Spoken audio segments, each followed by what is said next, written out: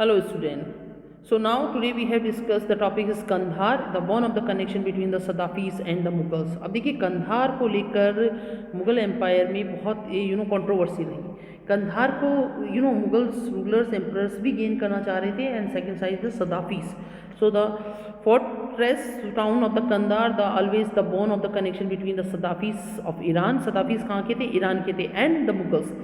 So initially Kandahar has been to the possession of the Humayus. It was the reconquered by the Akbar in the 1595. देखिए कंधार हुमायूं जब बाबर था, बाबर ने उसको win किया, उसके बाद हुमायूं ने उसको लॉस कर दिया था. हुमायूं से कंधार ईरानियों ने ले लिया था सफावीज ने, बट अकबर ने वापस उसको 1595 में विक्ट्री किया था. So while the Safavids rulers start the claims on the Kandahars but they did not the break their diplomatic relations. Diplomatic relations होते हैं बेटा जब दो कंट्री के बीच में कुछ इस टाइप से पॉलिटिकल रिलेशंस होते हैं, लोकतांत्रिक रिलेशंस होते हैं, या कुछ राजनीतिक जो उनके बीच में रिलेशन संबंध बनते हैं, वी नोन है डिप्लोमेटिक रिलेशंस. तो वो मुगल्स के साथ थे. Jahangir sent a diplomatic missions, और इसके लिए जहांगीर ने अपना एक डिप्लोमेटिक मिशंस, अपना एक कैबिनेट मिशंस शाह अब्बास जो रूलर था ईरान का उसके पास भेजा था. ठीक है, Shah Abbas was where was the rulers is Iran and to the plead to the case of the retaining the Kandahar but the mission return disappointed. उनको कहा कि आप हमें कंधार वापस दे दें, बट उनको डिसअपॉइंट होने पड़ा. So finally 1622 the Safavids ruler of Iran recovered the Kandahar, और वापस उन्होंने अपना कंधार ले लिया. Now Ottomans, the Mughal relations with the Ottoman empire were the mark the concern of the ensure the free movement for the merchant and the pilgrims to the territorial under the Ottomans. Ottomans जो empire है that is the तुर्की empire. ठीक है, Turkey जो country है और उसके आसपास का जो एम्पायर है वहाँ पे, अब जब इनको वहाँ जाना है या ये जब उनसे डील करेंगे, so it is the specially true to the hajis which was the situated in the Ottoman Arabia where the Mecca and the Medina was located. ठीक है, अब जब इंडियन मुसलमान्स या इंडियन जो भी है नॉन मुस्लिम्स, अब उनको पिलग्रिम्स के लिए जाना है, तो कि हज की और मक्का की वो यात्रा पे जाएंगे बेटा. तो ये जो ओटोमन जो पार्ट था ये उनका एक ट्रेड सेंटर था. यहाँ पे उनके लिए बिकॉज जब उनको वहाँ जाना तो इसको क्रॉस करके जाएंगे.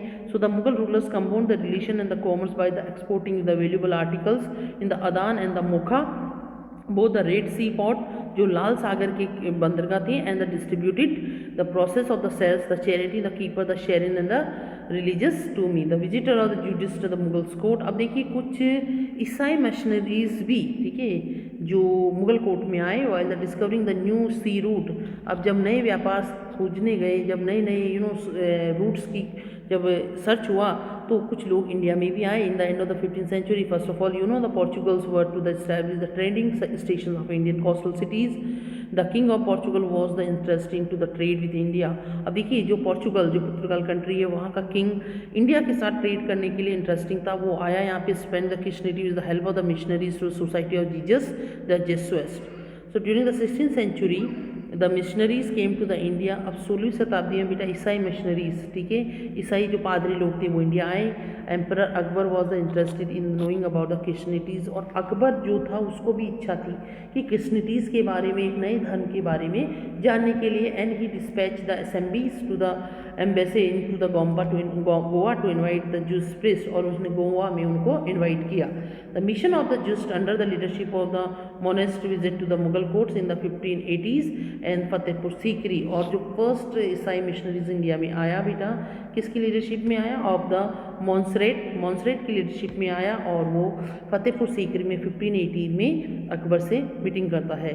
सो द जूसेस discuss with Akbar about to the virtues of the Christianities and with the ulemas. So two more missions visit to the Mughal court at the Lahore in the 1591 and 1595. So total 3 missionaries India.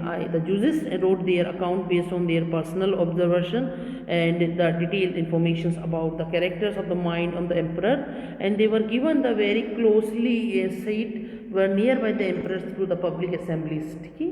So they want to along with the emperor in the time of the campaigning and complete him during his leisure time. So now the finally last topic is the questioning from the former religious, the religious view of Akbar. What is the main concept and main view regarding to the religious policies to the Akbar.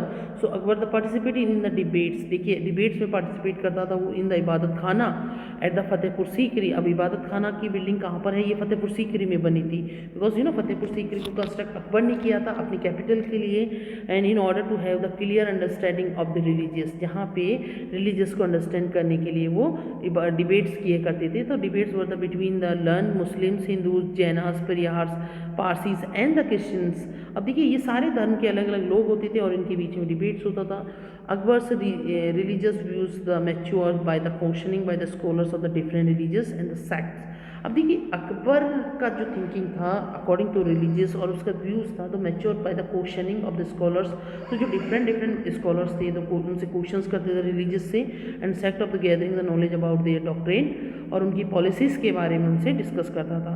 So in course of the times he moved away from the orthodox Islamic ways to understanding the religious and the followed by the self convince electric form of the worship, और उस form of worship पे भी उन्होंने focus किया, and also the light of the sun. So thus we have complete our chapter. So you read the book also, and if you have any problem please personally text me. Thank you for this video.